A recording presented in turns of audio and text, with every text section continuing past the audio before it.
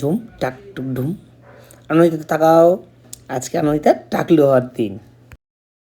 ওকে বোঝানো হয়েছে এখন যদি টাকলু না হও তাহলে তোমার আর বড় চুল হবে না। তাই সে আনন্দ করতে করতে আমার সঙ্গে চললো সেলুনে চুল কাটাতে। এদিকে বড় কর্তা তার কাজটা শুরু করে দিয়েছে, মানে আনন্দিতার চুলটা পুরো টাকলু করা শুরু করে দিয়েছে।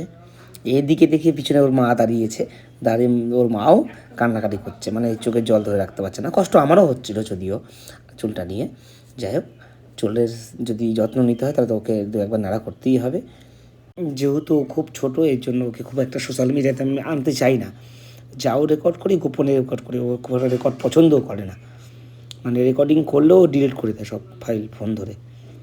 তো সবাই ভালো থাকবে, পাশে থেকো আনন্দিতার।